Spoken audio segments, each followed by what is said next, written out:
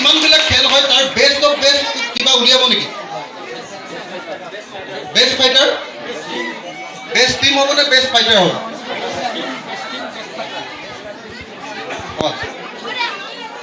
এটা কাম কৰোঁ, মোৰ ফালৰ পৰা বেষ্ট টিমটোৰ কাৰণে টকা 10,000 আৰু বেষ্ট ফাইটাৰজনৰ কাৰণে টকা 5,000 দেই।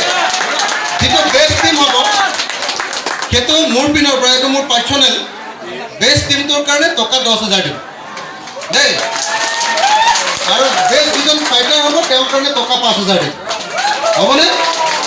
তো এই দুটাকে মই ঘোষণা কৰিলোঁ আৰু আশা কৰিম এইকাৰণে দিছোঁ যে ইয়াৰ পৰা খেলি গৈ লাহেকৈ যাতে ষ্টেট লেভেল আৰু তাৰপাছত নেশ্যনেল লেভেললৈ যাব পাৰে আৰু যাতে সঁচাকৈ আমাৰ শিৱসাগৰৰ নাম উজ্বলাব পাৰে। আৰু যদি নেশ্যনেল লেভেলত খেলিবলৈ যায় তেতিয়াহ'লে সমস্ত খৰচ মই বহন কৰিম MLA। কোনোবাই যদি ইয়াৰ পৰা খেলিবলৈ যায়, ইহঁতি উদ্যোক্তাসকলে মোক ক'ব, ইহঁতি কৈ দিয়াৰ লগে লগে যে ই দিল্লীত খেলিবলৈ যাব, ই পাঞ্জাৱত খেলিবলৈ যাব, ই উৰিষ্যাত খেলিবলৈ যাব, অহা যোৱা খা খৰচ যিমান হ'ব, যদি নেশ্যনেল খেলিবলৈ যায় তেতিয়াহ'লে তাৰ সমস্ত খৰচ মই বহন কৰিম দেই।